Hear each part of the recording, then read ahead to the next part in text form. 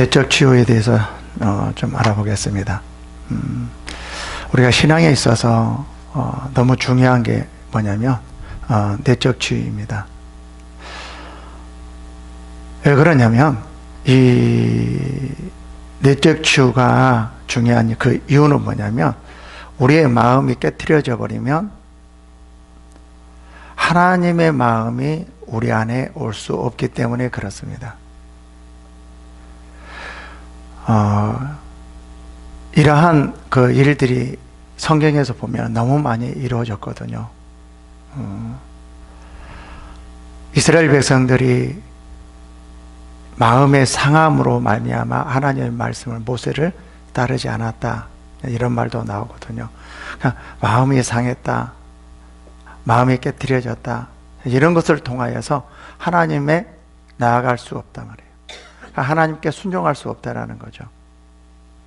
그리고 우리의 마음이 깨트려져 버리면 그 하나님의 그 마음이 또 우리 안에 들어올 수 없다라는 것입니다. 우리 안에 하나님의 마음이 있어야 돼요. 그것이 뭐라고 말하느냐, 빌립보서 2장 5절에 이렇게 말을 하거든요. 너희는 너희 안에 이 마음을 품으라 그러죠. 곧 그리스도 예수의 마음이니. 근데 우리가 그리스도 이 마음을 품으라고 그러는데 이 마음이 쉽게 품어지냐 이 말이죠. 어떤 사람은 정말 품어지지 않는 사람이 있고 품어지는 사람이 있을 거예요.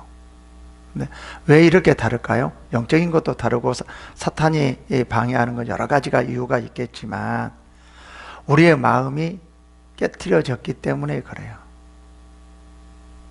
그리고 또 우리가 이런 경우도 많이 있거든요.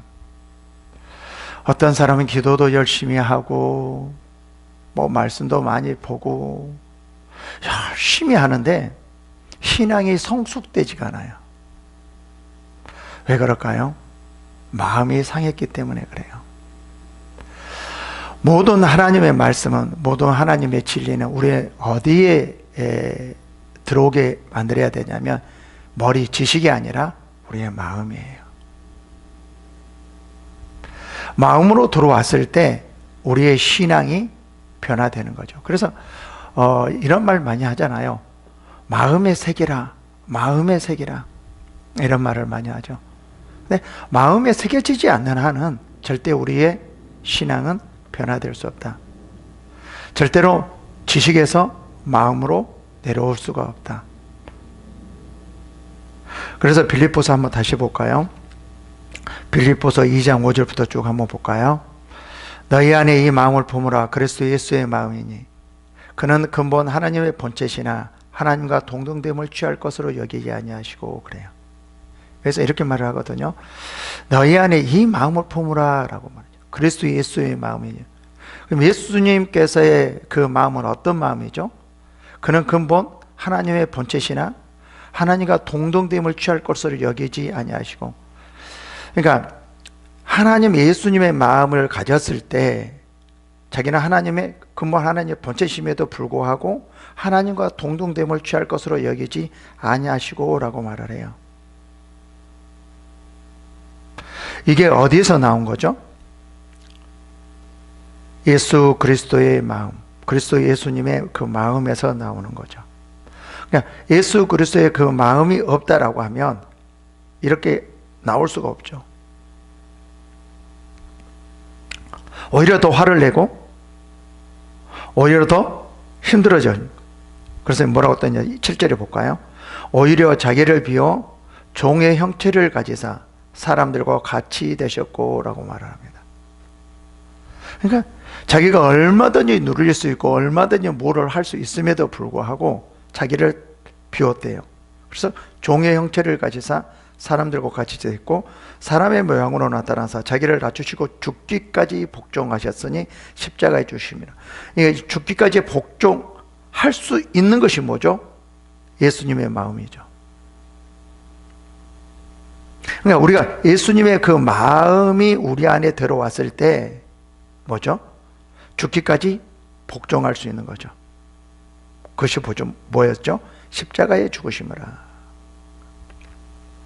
그러면서 또 뭐냐면 이것 것이 아니라 이러므로 하나님이 그를 지극히 높여 모든 이름 위에 뛰어난 이름을 주사 이렇게 낮추시고 죽기까지 복종하시니 어떻게 되면 좀 죽은 것 같았어요.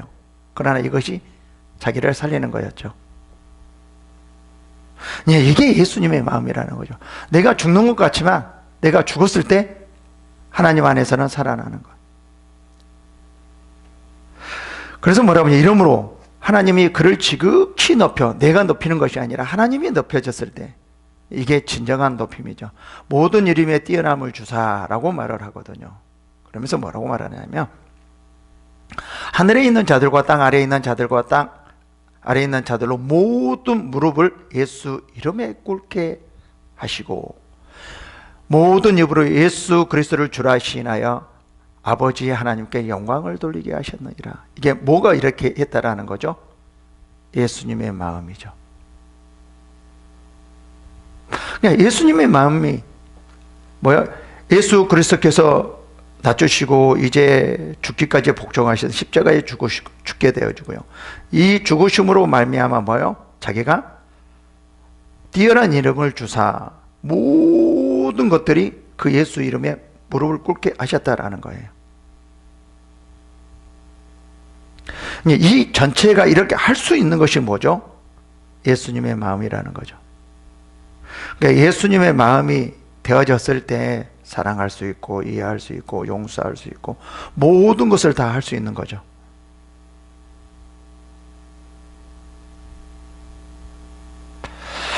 그래서 하나님께서는 뭐냐면 우리의 마음을 지키라라고 말을 해요. 예수 그리스도의 마음.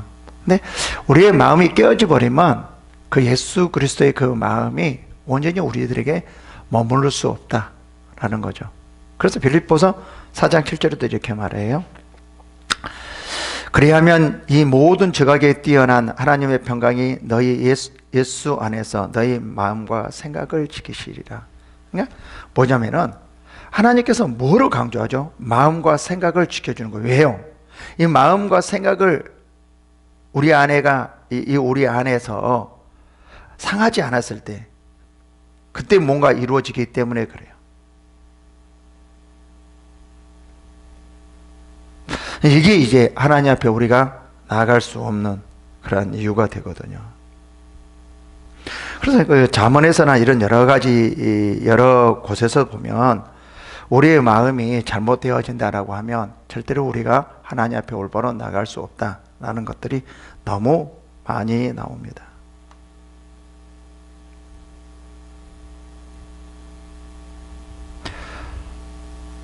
그래서 참 중요해요. 뭐가 중요하냐면 마음이요. 마음이 상하면 안 돼요. 근데 대부분 많은 사람들이 자기가 그 행동들이 자기의 어떠한 그 상처로 말미암아 나왔다는 걸 잘 모르는 경우가 너무 많이 있어요. 자기는 상처를 하지 않고 나는 상처가 아닌데 상처받지 않았는데요 라고 말하는 경우가 되게 많이 있거든요. 왜 그럴까요? 어렸을 때부터 상처를 받은 사람은 그런 사람들이 되게 많아요. 왜 그러냐면 자기 본연의 그 삶이 무엇인지를 모르기 때문에 어떤 사람인지를 자기 모르거든요. 나는 원래 이런 사람이야. 원래 이래. 그러니까 자기의 삶까지도 잘 몰라요. 어떤 삶을 살고 있는지 어떤 것인지를 잘 알 수가 없는 거죠. 그래서 말을 해줘도 이거는 상처로 말미암아 나온 거야 라고 말을 해준다 할지라도 아니라고 해요. 그리고 이제 이게 굳어지면 어떻게 되어지냐면 그 상처가 자기의 삶이 되어지기 때문에 그 상처로 사는 것이 자기 자신의 본연의 내 삶이라고 생각하고 그 상처를 좀 건드리면 자기를 건드렸다고 생각해요.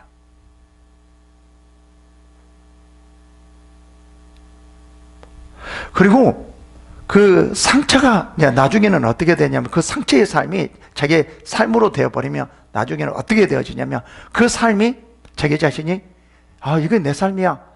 거기에서 상처의 삶에서 안정을 찾으려고 해요.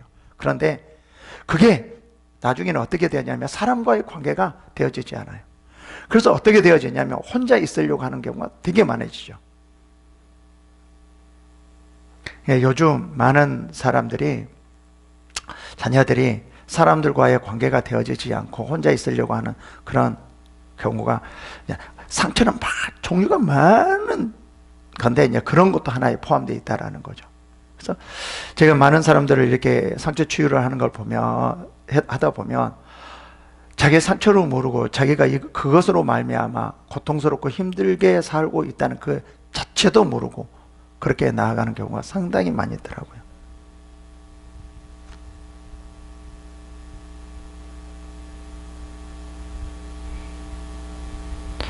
다행히 그 상처라는 것을 알게 된다라고 하면 정말 치유받을 수 있는데, 상처를 모르는 사람은 치유를 받지 말고 평생 그렇게 살아가요. 교회에서도 그렇고 일반 사람들도 그렇고 거의 아주 한 20, 30% 정도는 그렇게 살아가지 않을까라는 생각도 들거든요. 근데 이제 또 되게 보면 상처받은 사람들 중에 나는 그렇게 뭐 충격을 받지 않았는데요, 이런 분도 많이 있더라고요.